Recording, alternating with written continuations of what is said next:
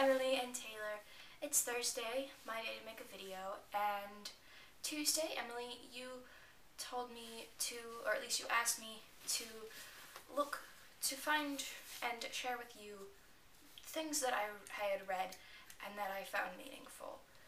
And I looked through some of the old books that I remembered I always enjoyed, and I couldn't find anything really that was thought-provoking and stuff. And then I remembered Edgar Allan Poe and his lovely poetry that isn't always dark and scary like his stories. So I'm just going to share like 5 of his shorter sonnets and poems that I liked, because I love this giant book that we have full of this stuff. Anyway, the first one is called Two, and then it's dash dash because I guess he was censoring out names or something.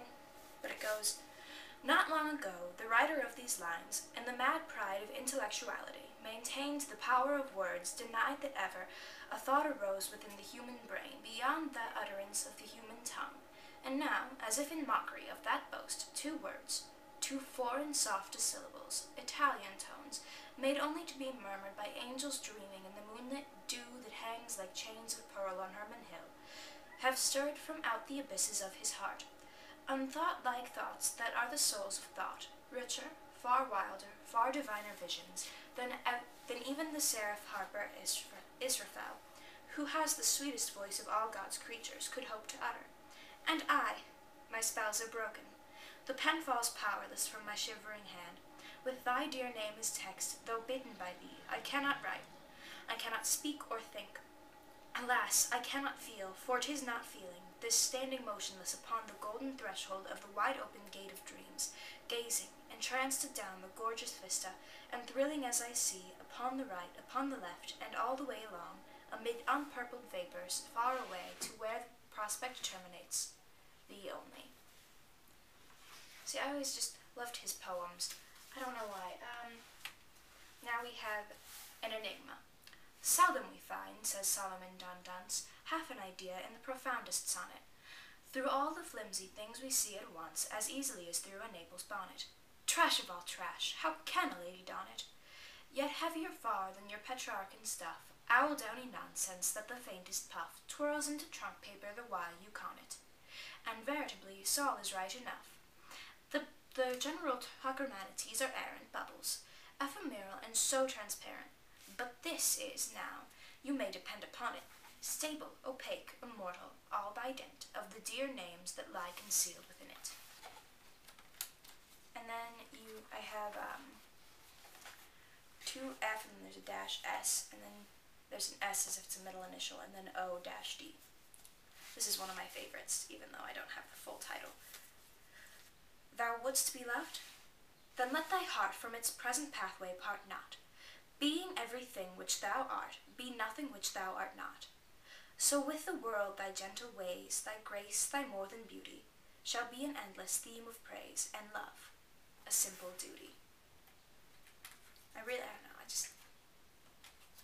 I love his eloquence. And then next I have a couple of his poems that were written in his youth. This first one is a sonnet to science, which is funny because right now I'm hating chemistry and he's sort of talking bad about science, I guess. "Science, true daughter of old time thou art, who alterest all things with thy peering eyes. Why preyest thou thus upon the poet's heart, vulture, whose wings are dull realities? How should he love thee, or how deem thee wise? Who wouldst not leave him in his wandering to seek for treasure in the jeweled skies, albeit he soared with an undaunted wing? Hast thou not dragged Diana from her car, and driven the Hamadryad from the wood to seek shelter in some happier star? Hast thou not torn the Naiad from her flood, the elfin from the green grass, and from me, the summer dream beneath a tamarind tree?" And then the last one that I have to share with you is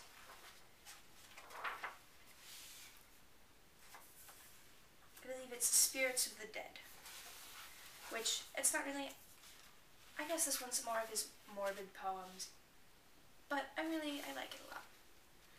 "Thy soul shall find itself alone, mid dark thoughts of the grey tombstone, not one of all the crowd to pry into thine hour of secrecy. Be silent in that solitude, which is not loneliness, for then the spirits of the dead who stood in life before thee are again in death around thee, and and their will shall overshadow thee. Be still. The night though clear shall frown, and the stars shall not look down from their high thrones in the heaven, with light like hope to mortals given. But their red orbs without beam to thy weariness shall seem as a burning and a fever which would cling to thee forever. Now our thoughts thou shalt not banish, now our visions ne'er to vanish.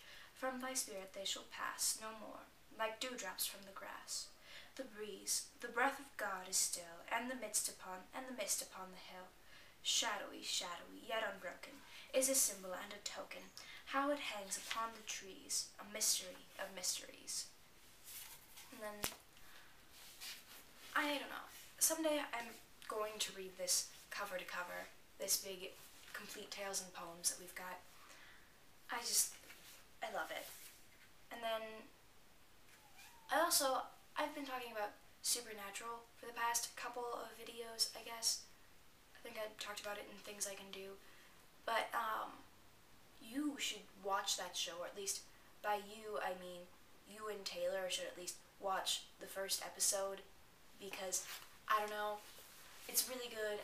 I don't know if it's exactly something you'd like, but I can tell you that if you watched one episode, you'd be like, oh, yep, this is right up Jesse's alley. And, I don't know, just try it. If you don't like it, I'm not going to be offended. But I really liked the idea of that book of an author just writing down his thoughts, because half the time, that's what I do. I don't write stories that often. I will just write my thoughts, and then it's like a journal that I keep, but it's not really, because they're sort of just scattered everywhere.